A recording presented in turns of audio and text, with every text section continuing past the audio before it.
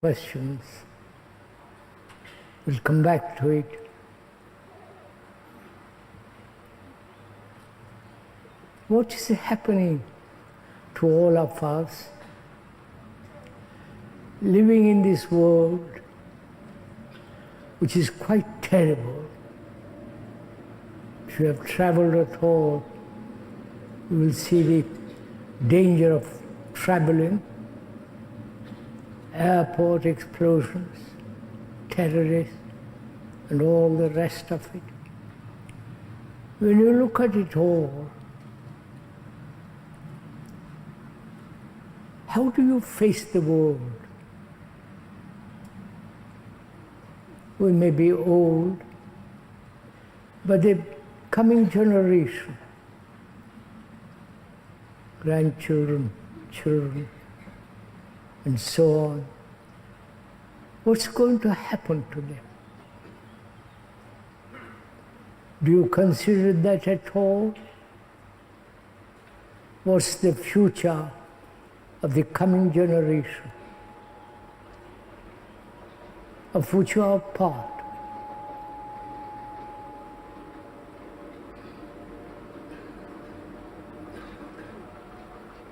How do we educate them? What is the purpose of education?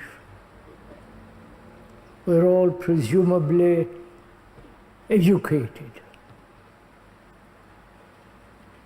We've been to school, college, university, if we are lucky. Or we have been educating ourselves by looking at all these events that are taking place in the world and learning from that. But that learning is very limited,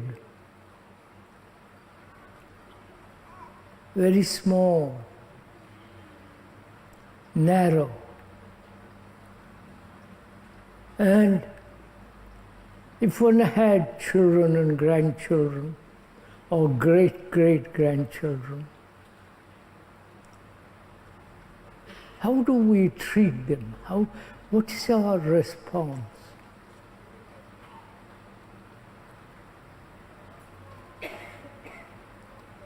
Aren't we concerned about them at all? I believe there are about 500,000 children run away from home in America,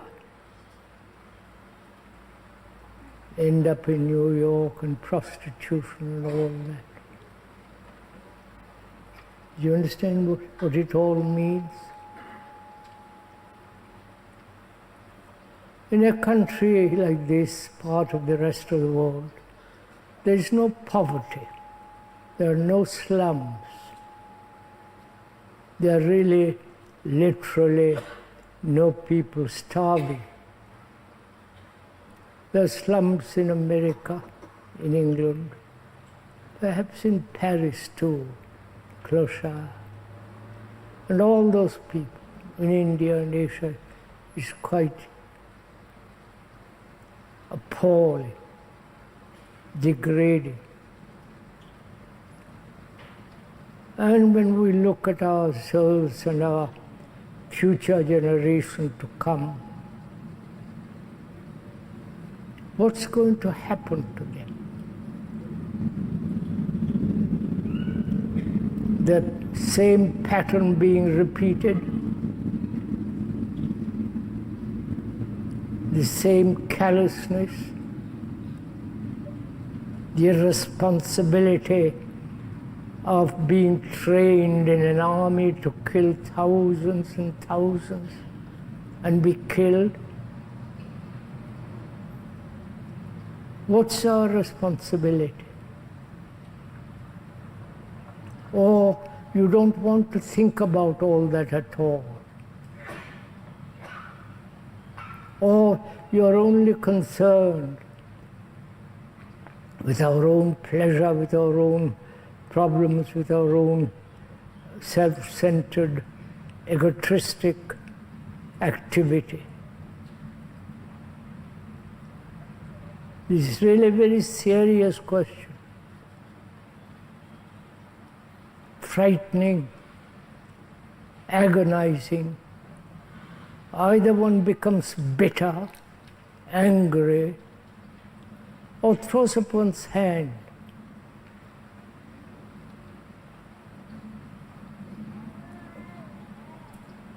And when you look at all this,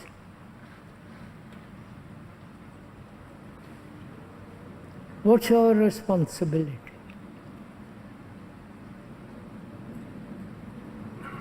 The agony of all that. You understand? What do we do?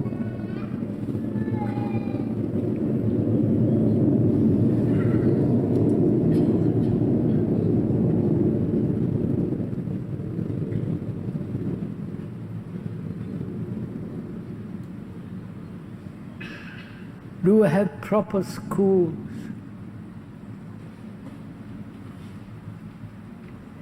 What place has knowledge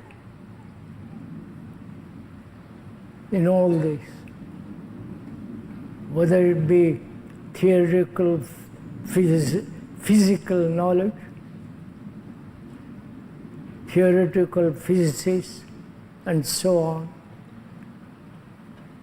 What relationship have we to all this? The tortures. Every country has indulged in tortures of other human beings. My mother may be tortured. You understand? My son, myself, not myself, I'm talking, may be tortured for some information, for some nationalistic, communistic,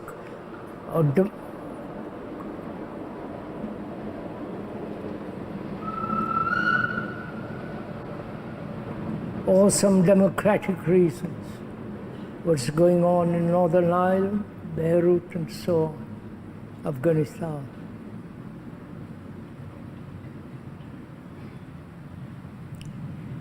Do we shed tears? Or not being able to do anything become cynical, bitter, and throw up our hands at all this? So we have to consider all these things, not merely our own progress, our own happiness, our own self-centered activity.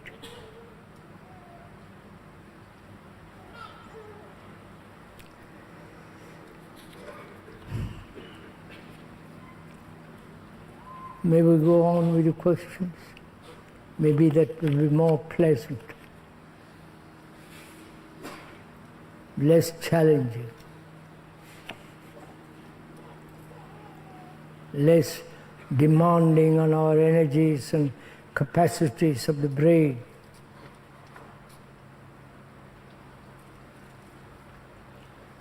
The brain has extraordinary capacity.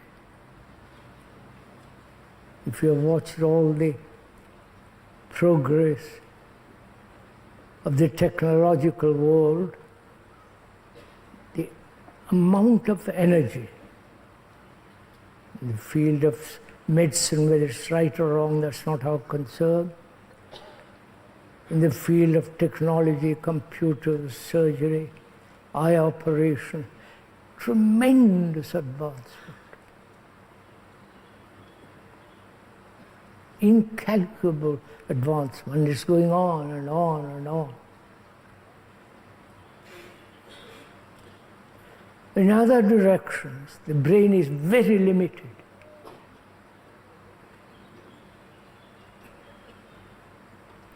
And that limitation is being used by the technological world. You know? We are being exploited ruthlessly. There is a whole African tribe that are being deliberately killed through starvation.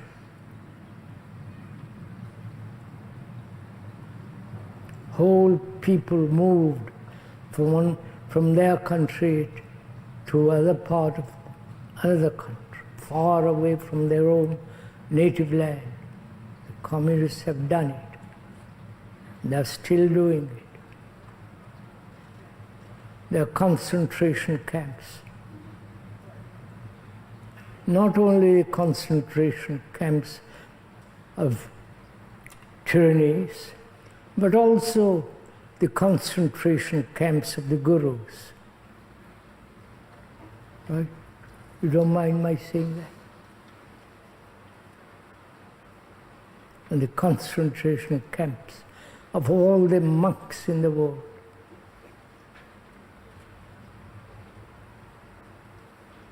This is really a tremendous problem.